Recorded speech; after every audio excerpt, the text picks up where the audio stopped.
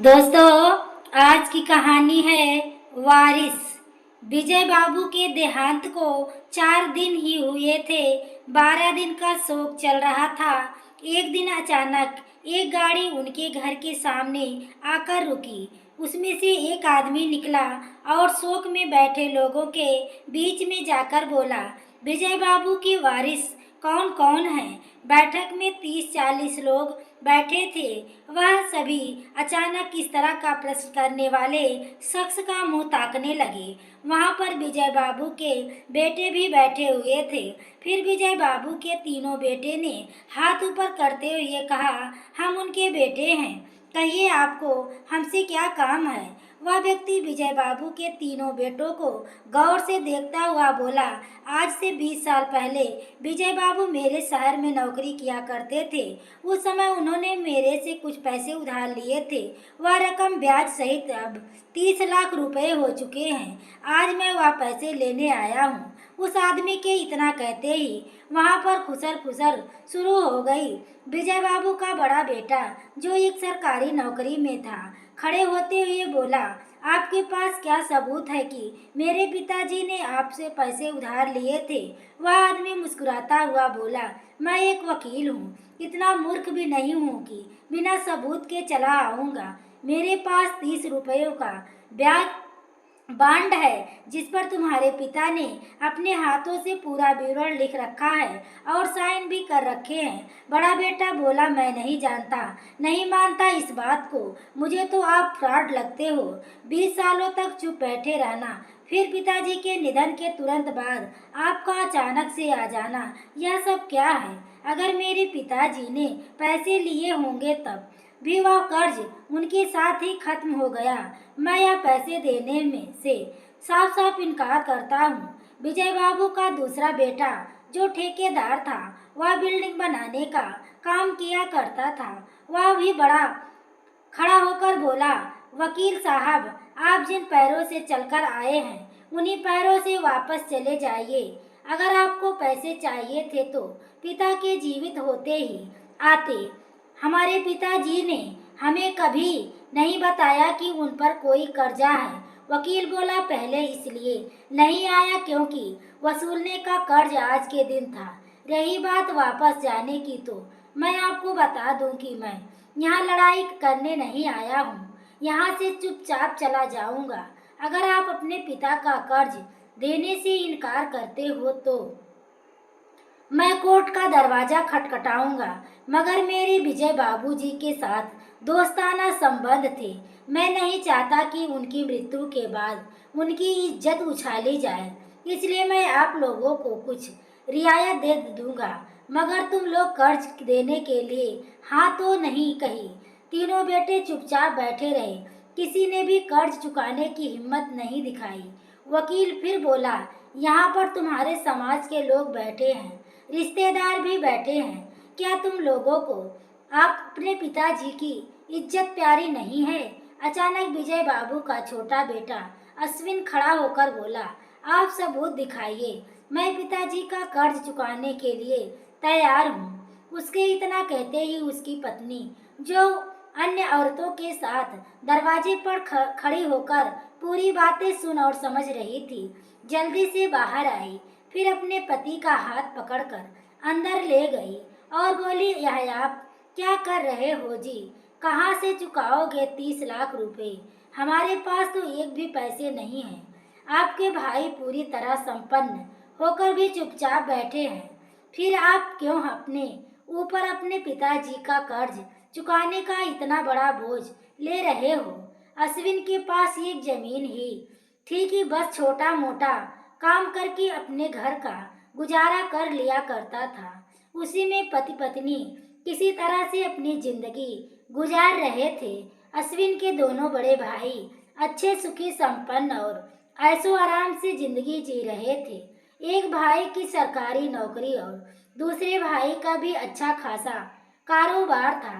पिताजी ने अपने जीते जी दोनों को खड़ा कर दिया था और छोटे भाई अश्विन की जिम्मेदारी दोनों बड़े भाइयों को सौंप दी थी।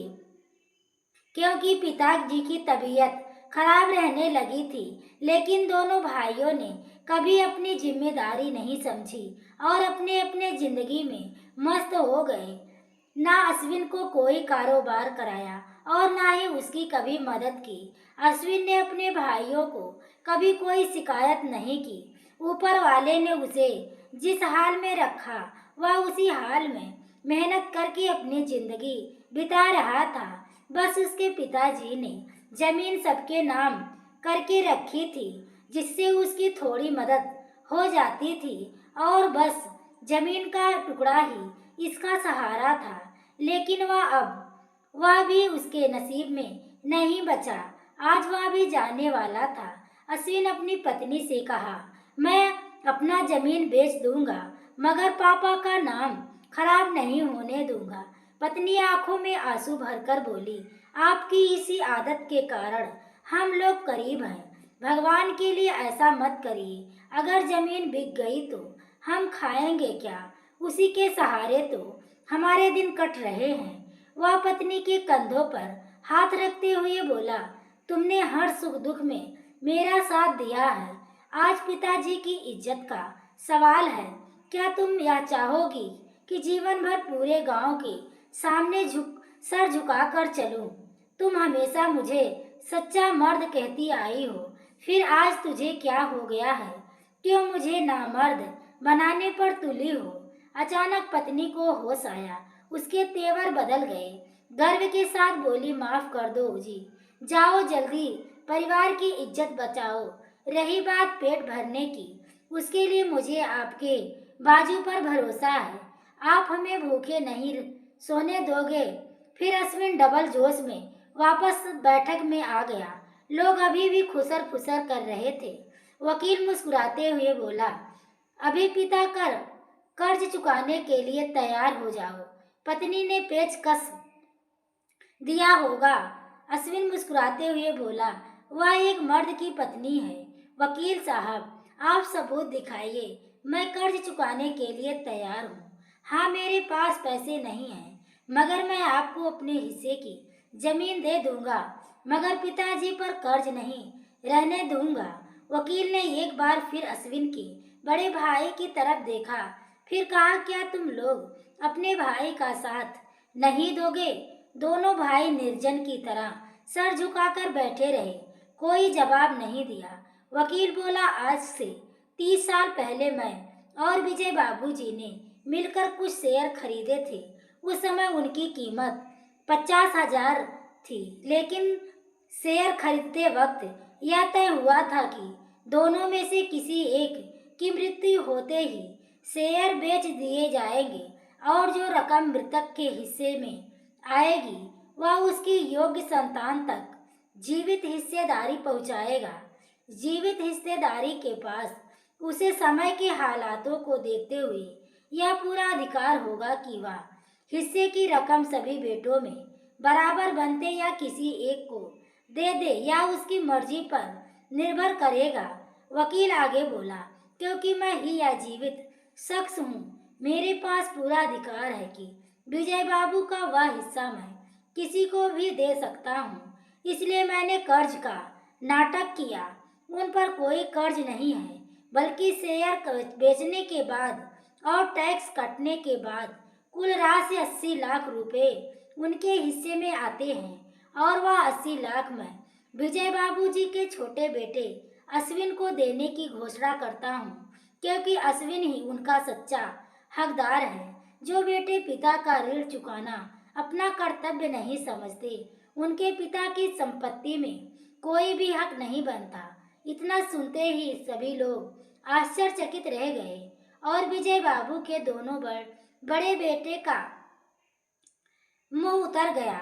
उनकी पत्नियों कुछ देर पहले अपने देवर को मूर्ख समझ रही थी, अब वो अपने पतियों को खा जाने वाली दृष्टि से देख रही थी। वकील के इशारा करते ही उनके आदमी 2 बड़े सूटकेस उठाकर ले आए और उन्हें अश्विन को थमा दिया। वह देखकर वहां विराजमान लोगों ने तालियां बजाकर अश्विन का स्वागत किया।